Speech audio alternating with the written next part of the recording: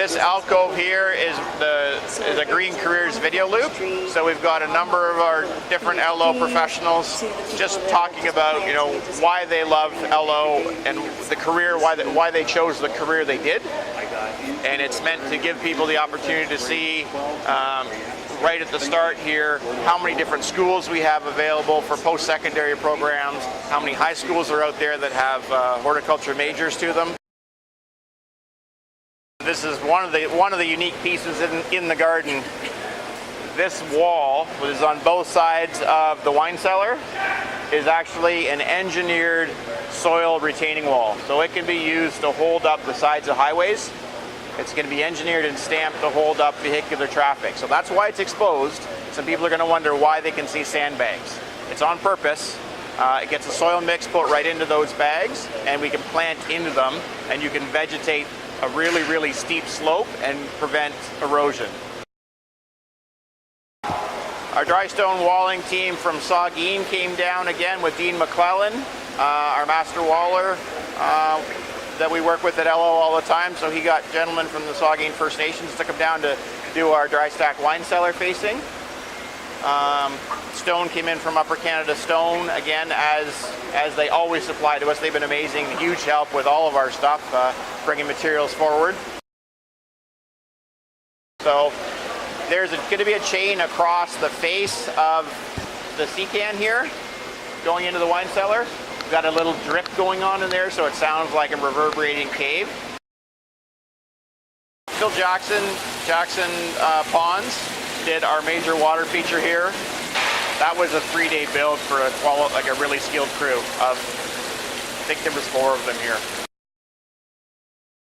We've got more Envirolock, that vegetated wall, the engineered wall on this side. So again, it's left exposed on purpose, so people can understand how we can plant into it to green up sides of highways or road abutments if we need it and prevent erosion in stream beds. Next element after that is the reclaimed barn timber arbor here. It was done by Ground Effects Landscapes. So they had a crew down here all week. They left late last night, so they had a crew of 4 here all week for us. Just again helping with the big build. It's a children's play sand and it's CSA compliant, but it's a specific play sand. So we don't get silica gel out of it, it's granite. So it's environmentally friendly for kids. They're not breathing in silica dust. So hopefully kids play in it. It's meant to be an active space, not just display. So if kids are in there digging and playing, it is that same sand throughout. So let them have fun. That's the whole idea. Now we've got our central courtyard. It's meant to be a space to gather so people can chat. We really want to make sure that the kids feel really free to grab the chalk like Dennis. The idea is we let kids write on there, and what my favorite thing to do outside is on this one. Ground Effects brought the barrel. JP did the woodwork for us. JP Gallet, so he's done the backdrop walls for us and did the tabletop. So we made a couple of tweaks to this water feature yesterday, so it's not running right now, but it's a recirculating system, and it goes with the fusion idea. They talk a lot about rain chains, different water features, rain barrels, and using natural water. So this actually is a recirculating system that drops in and goes right back up to the top end. So there's water through the troughs all the way down through. The messaging on the outside of the garden, we'll do a lap around the outside just to finish. We've got 3 different opportunities where we're talking about the Highway of Heroes project in conjunction with Landscape Ontario. Scott Brick is going to be here. At the other side of the garden, we've actually created a location for him to sit if he wishes during the show. This is our just a recognition loop. So this has got all the members that have given time, materials, expertise, and products to bring this garden together. Change of style in the garden again.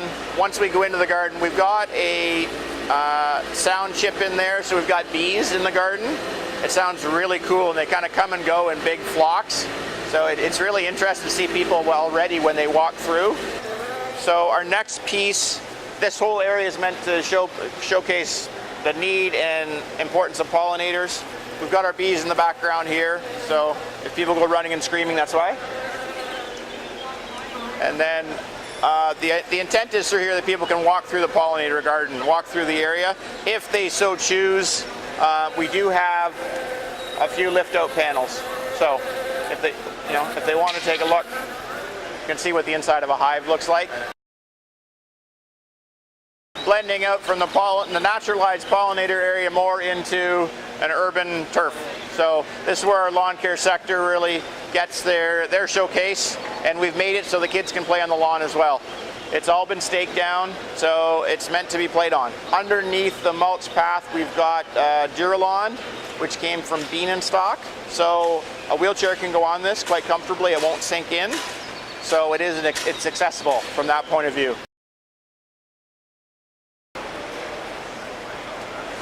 All right, so the intent over here was we're sort of simply recreating a bit of a woodlot. So we've got natural leaf litter in there, letting it compost back in.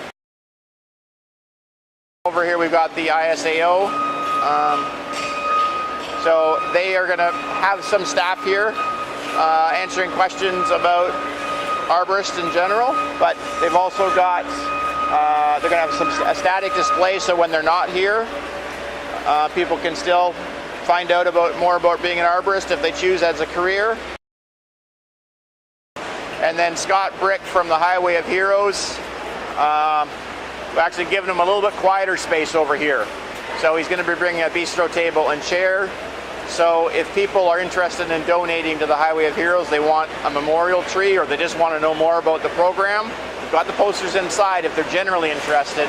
But if they've got a specific interest, Scott's going to be here quite a bit. The fusion garden message that we had over in the newer area, I mean, that runs throughout. Fusion is right plant, right place, talking about if you put the right plant in, it's going to do well. If it's supposed to be a sunny plant, put it in the sun. So we've got that messaging scattered through. And then the last shot is talking about the exterior of this fusion garden. So we've got a mixture of perennials, succulents, and a lot of vegetables in here. So this is the ability for people to have their own homegrown produce. We're going to be harvesting the rainwater, so we're not using chlorinated water, so you're going to have your own organic vegetables in your gardens. And it doesn't have to be a big space to produce a lot of vegetables, but it shows people that even a vegetable garden can be something that's really attractive. It doesn't have to be that traditional, 10 by 10 mud patch most of the year. The pea stone's a really cool way to mulch it, keep it tidy, and we can still create a really interesting visual garden with minimal plantings. But it's also really functionable.